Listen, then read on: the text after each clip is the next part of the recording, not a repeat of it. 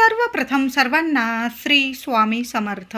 स्वामी महाराजांच्या कृपेने तुमच्या सर्व चांगल्या इच्छा पूर्ण होत ही स्वामींचरणी प्रार्थना करते आणि आजच्या व्हिडिओला सुरुवात करते. 13 जुलै 14 जुलै दोन्ही दिवस ज्येष्ठ अमावस्या म्हणजे सोमवती अमावस्या आलेली आहे. तर अमावस्या प्रारंभ होत आहे 13 जुलैला संध्याकाळी 6:50 ही ज्येष्ठ अमावस्या तिथी प्रारंभ होत आहे आणि 14 जुलैला दुपारी 3:13 ही अमावस्या तिथी समाप्त होत आहे. 13 जुलैला संध्याकाळी प्रदोष काळात ही अमावस्या तिथी प्रारंभ झाल्यामुळे या सोमवती अमावस्या सुद्धा म्हटलं गेलं आहे. आणि 14 जुलैला दर्श अमावस्या ही सूर्योदय बघितलेली असल्यामुळे ही संपूर्ण दिवस अमावस्या तिथी मानली जाणार आहे. जे काही उपाय सेवा करायचे आहे तुम्ही दोन्ही दिवस करू शकता, म्हणजे 13 जुलैला आणि 14 जुलै 2026 सोमवार आणि मंगळवार दोन्ही दिवस ही ज्येष्ठ सोमवती अमावस्या आल्यामुळे खूप सुंदर दिवस आहे. असा दिवस पुन्हा येणे नाही. तर जे काही उपाय सेवा कराल ना त्याचं भरभरून फळ मिळणार आहे. तर आंघोळीचा उपाय कराल तर तुम्ही तो 14 जुलैला करू शकता, कारण उद्या 13 जुलैला संध्याकाळी अमावस्या तिथी प्रारंभ होत आहे. आता एवढ्या संध्याकाळी तर आपण आंघोळीचा उपाय करू शकत नाही, म्हणून 14 जुलैला सगळ्यांनी लवकर उठायचं आहे मंगळवारी. आणि ज्येष्ठ अमावस्या म्हणजे दर्श अमावस्येला थोडंसं गंगाजल आणि थोडंसं खडं मीठ आंघोळीच्या पाण्यात आवर्जून टाका. तुमच्याकडं महिलांनो तुरटी असेल तर तुरटी तर आवर्जून टाका. तुरटी टाका, थोडंसं गंगाजल टाका, थोडंसं खडं मीठ समुद्री मीठ टाका आणि या पाण्याने अगदी लहान लेकरांपासून मोठ्या व्यक्तींपर्यंत हा उपाय आवर्जून करा. कितीही शारीरिक मानसिक त्रास असतील, कुणी विनाकारण शत्रू त्रास देत असेल, मागे पीडा लावत असेल तुमच्या, संपूर्ण नष्ट होईल आणि देवांची लक्ष्मी मातेची कृपा होणार आहे. अडलेल्या कामातून तुम्हाला मार्ग मिळेल. तुरटी अशी प्रभावी ठरते की संपूर्ण नकारात्मकता शोषून घेते, खेचून घेते आणि बाहेर टाकते, म्हणजे नष्ट करते. म्हणून तुरटी आणि खडं मीठ टाकून आंघोळ दर अमावस्येला करावी. म्हणून ह्या अमावस्येला सुद्धा हा आंघोळीचा उपाय सर्वांनी करायचा आहे. आता 13 जुलैला दर्श म्हणजे ज्येष्ठ अमावस्या संध्याकाळी प्रदोष काळात प्रारंभ झाल्यामुळे ही सोमवती अमावस्या म्हणून सुद्धा ओळखली जाणार. म्हणून आपल्याला महादेवांच्या मंदिरात जाऊन सुद्धा सेवा करायची आहे. तर उद्या संध्याकाळी सर्वांनी तुम्हाला आंघोळ करून जाता आलं तर आवर्जून जा. नाही जमलं तर स्वच्छ हात पाय धुवून घ्यायचे आहे. स्वच्छ वस्त्र नेसा. अगदी कोरच नेसलं पाहिजे असं मुळीच नाही. धुतलेलं स्वच्छ वस्त्र नेसून आपल्याला महादेवांच्या मंदिरात जायचं आहे. बरोबर जाताना स्वच्छ पाणी, दूध, पंचामृत हवं ते बरोबर घेऊन जा. साध्या पाण्याने सुद्धा भोलेनाथ महादेव इतके भरभरून आपल्यावर प्रसन्न होतात की आपली झोळी भरभरून देतात. आणि उद्या तर सोमवती अमावस्या आहे. जे मागाल ते तुम्हाला मिळेल. तर उद्या तुम्ही खाली हात घरी येणार नाही मंदिरातून, एवढं तर मी नक्कीच सांगते. उद्या सोमवती अमावस्या आहे. मंदिरात जायचं आहे. संध्याकाळी 6:30 नंतर मंदिरात आवर्जून जा. बरोबर जाताना महादेवांना प्रिय असणाऱ्या वस्तू बरोबर घेऊन जा. सर्वांनाच माहीत आहे, पाणी, दूध, पंचामृत, बेल, फूल, चंदन, भस्म आणि एक गाईच्या तुपाचा दिवा आवर्जून बरोबर घेऊन जा. आणि बरोबर जाताना एक गुळाचा खडा बरोबर न्यायचा आहे. महिलांनो, दादांनो, सेवा चुकवू नका. इतक्या अडचणीतून तुम्हाला मार्ग मिळणार आहे. ज्या काही अडीअडचणी असतील, मग मुलांविषयी, तुमच्याविषयी, घरादाराविषयी, पती पत्नीतले वाद असतील किंवा कुणी विनाकारण त्रास देत असेल, संपूर्ण नष्ट होईल आणि तुमच्या घराची इतकी भरभराट प्रगती होणार आहे.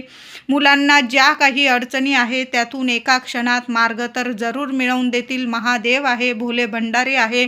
आपल्या लेकरा बाळांना खाली हात घरी कोणालाच पाठवत नाही आणि सोमवती अमावस्येला तर मुळीच नाही.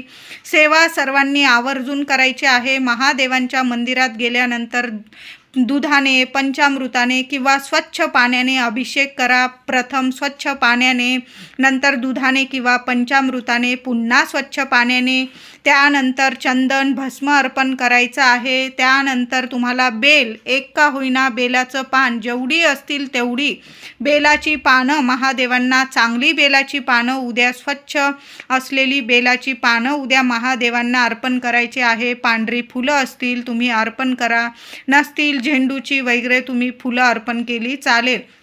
तर उद्या छान अशी सेवा करा आणि महादेवांचा मंत्र किमान 21 वेळा ओम नमः शिवाय, ओम नमः शिवाय मंत्र जपा महादेवांच्या मंदिरात. उद्या गर्दी असेल, घरी येऊन सुद्धा तुम्ही एक माळ जरी जपली तरीही चालेल.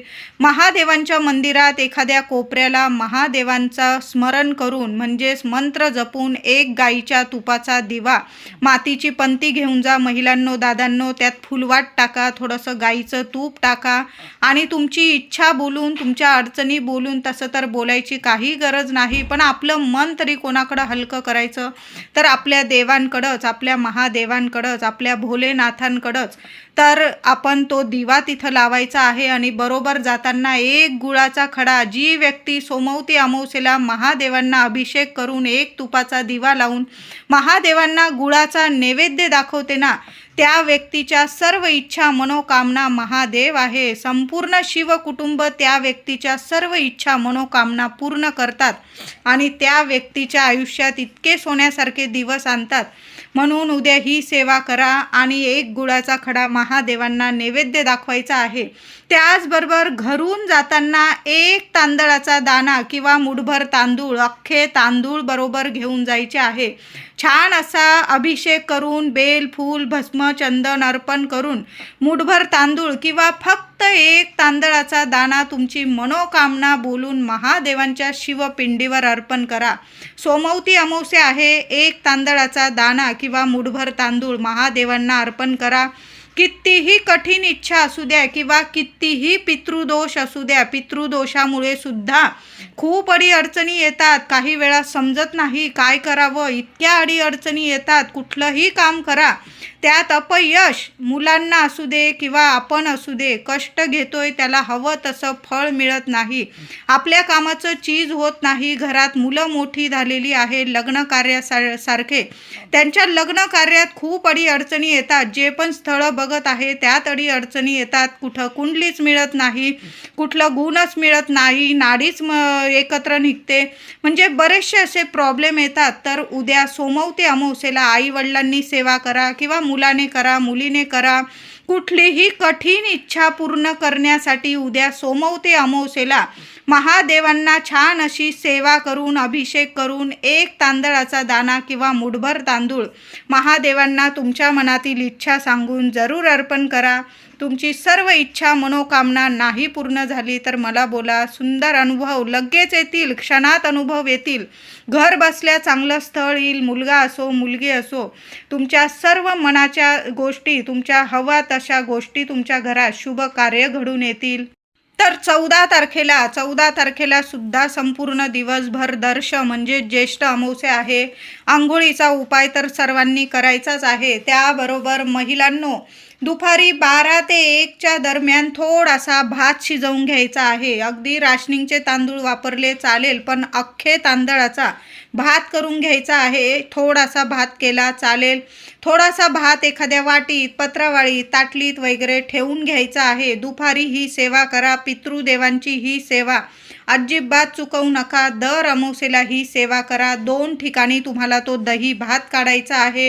एक दही भात घ्यायचा. घरातले करते पुरुष दादा असतील त्यांच्याकडून सेवा करून घेतली चालेल. आता दादा ऑफिसला वगैरे गेलेले असतील, माझ्या महिलांनी केलं, घरातले मुलं असतील त्यांनी केली ही सेवा, काही हरकत नाही, महिलांनी जरी केली चालेल. तर थोडासा भात घ्यायचा आहे. 2 ठिकाणी भात काढून घ्या. त्यावर थोडं ताजं दही टाकायचं आहे. ताजंच घ्या, उष्ट वगैरे केलेलं असेल असं दही घेऊ नका. ताजं दही चमचाभर टाका. गोळाभर भात घ्या. 2 ठिकाणी चमचाभर दही टाका. चिमूटभर साखर टाका. एक नैवेद्य घराबाहेर किंवा तुमची बाल्कनी असेल किंवा तुमचं छत असेल तिथं तो नैवेद्य ठेवून द्यायचा आहे. पितृदेवांना तुमच्या मनातील इच्छा बोलून घ्या, नमस्कार करा आणि तो नैवेद्य तो आपल्या छतावर वगैरे ठेवून द्यायचा किंवा घराबाहेर एखादं झाडबीड असेल तिथं चिमणी पाखरं येतात, कावळे येतात, अशा ठिकाणी तो नैवेद्य ठेवून द्यायचा आहे. मागे वळून बघू नका. तुम्ही घासातला घास अमावस्या तिथीला तुमच्या पितृदेवांच्या नावाने काढून ठेवलेला आहे.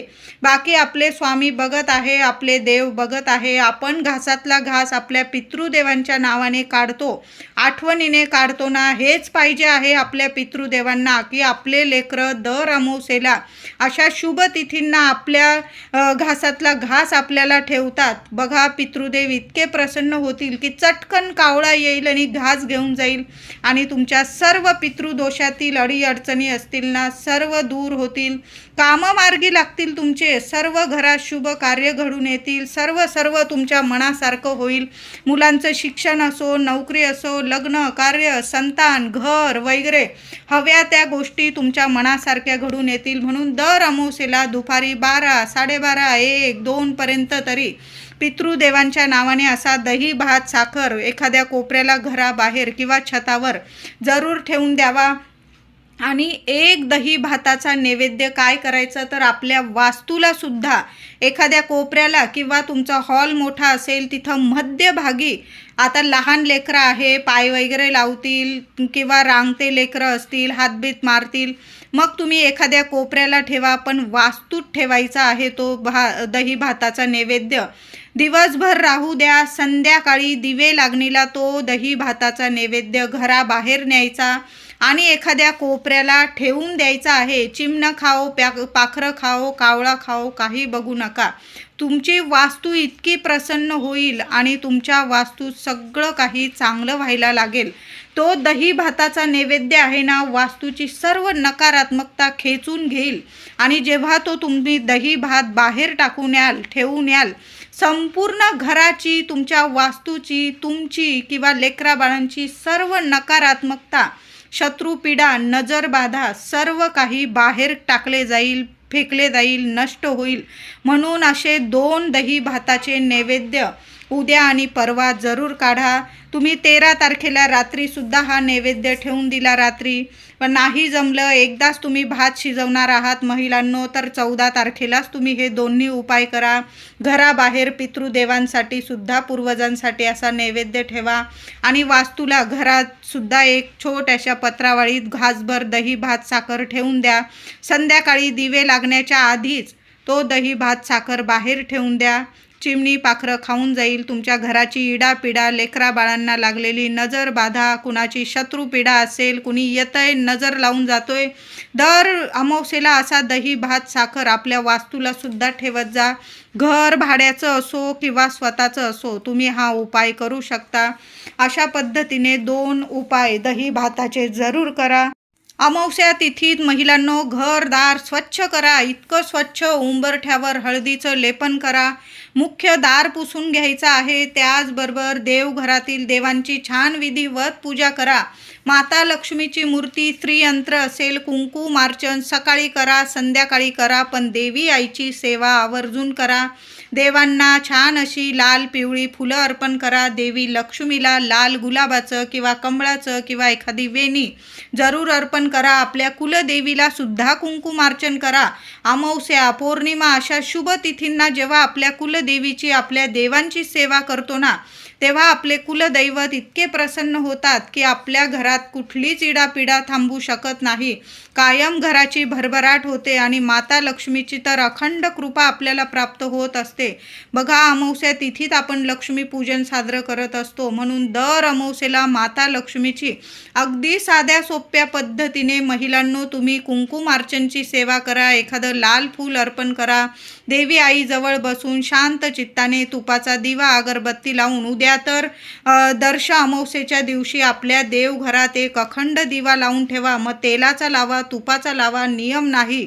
पण देवघरातील दिव्यात चिमूटभर हळद टाकून द्या, 1 कापराचा तुकडा टाका, 2 लवंग टाका. दैवी वातावरण तुमच्या घरात निर्माण होईल. कुठलीच नकारात्मकता तुमच्या उंबरठ्यावर सुद्धा उरणार नाही. म्हणून असा एक दिवा आपल्या देवघरात दर्श अमावस्या, ज्येष्ठ अमावस्येला लावून द्या आणि त्या दिव्यासमोर आपल्या कुलदेवीची, माता लक्ष्मीची सेवा आवर्जून करा, कुंकुमार्चन करा.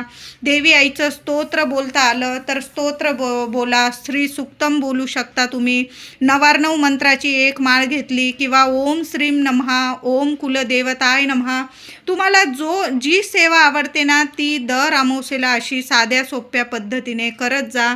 चांगले अनुभव येतील तुमच्या घरात. सुख संसारात इतकी समृद्धी लाभेल तुम्हाला. लक्ष्मी मातेची कृपा होईल. तुमच्या घरात श्रीमंतीचे योग येतील. कधीच पैसा असू दे, आरोग्य असू दे, मुलांना प्रगती, पतिदेवांना प्रगती, कधीच कशाला कमी पडणार नाही. अमावस्या तिथीत घराच्या गृहलक्ष्मीने ही कामं आवर्जून करावं. घरात जो गॅस ओटा असतो तो स्वच्छ पुसून घ्यावा. त्या गॅस ओट्याची सुद्धा तुम्ही पूजा करा, म्हणजे गॅसची, शेगडीची सुद्धा पूजा करा. त्याचबरोबर मोठी अमावस्या आहे, दर्श अमावस्या, ज्येष्ठ अमावस्या, दुपारी 3:30 पर्यंत अमावस्या तिथीत आपल्या घराची, मुलाबाळांची, तुमच्या पतिदेवांची किंवा तुमची सुद्धा तुम्ही नजर उतरवू शकता. दुकान असेल, व्यवसाय असेल, त्याची सुद्धा तुम्ही नजर उतरवू शकता 3:30 पर्यंत, दुपारी 3:30 पर्यंत. तसं तर सूर्योदय बघितलेली तिथी आहे, संपूर्ण दिवस तिथी मानली जाते. पण काही गोष्टींना तिथी मानल्या तर चांगल्या गोष्टी होतात आपल्या घरात. तर तुम्ही 3:30 पर्यंत एक नारळ घ्यायचा आहे, घराबाहेर जायचं आणि चौकटीतून आपल्या 1 नारळ ओवाळून घ्यायचा आहे. घराच्या उंबरठ्यापर्यंत, म्हणजे वरच्या चौकटीपासून खालच्या उंबरठ्यापर्यंत नीट तो 7 वेळा घड्याळाच्या दिशेने 1 नारळ घेऊन घराकडं ती शेंडी आली पाहिजे असा दोन्ही हातात नारळ पकडा महिलांनो, दादांनो, आणि 7 वेळा तो नारळ उतरवून घ्यायचा. घराबाहेर डस्टबिनमध्ये टाकून द्यायचा आहे. आपल्या घराची इडापिडा कुणाच्या पायाशी येणार नाही याची नक्की काळजी घ्या. मोठी अमावस्या आहे. सर्वच जण आपल्या घराची, मुलाबाळांची नजरबाधा उतरवतच असतात. तर ज्या वस्तू उतरवून टाकाल ना, एखाद्या कोपऱ्याला टाका, आपल्यामुळे कुणाला त्रास होणार नाही याची कृपया सर्वांनी काळजी घ्या. असा एक नारळ आपल्या घरावरून मंगळवारी 14 तारखेला, 14 जुलै 2026ला दर्श अमावस्या, ज्येष्ठ अमावस्येला घराची नजर जरूर उतरवून टाका. मुलाबाळांवरून नारळ उतरवायचा असेल तुम्ही उतरवू शकता, किंवा साधा एक तुरटीचा खडा जरी घेतला ना, सगळी नकारात्मकता शोषून घेईल असा हा तुरटीचा प्रभावी उपाय आहे.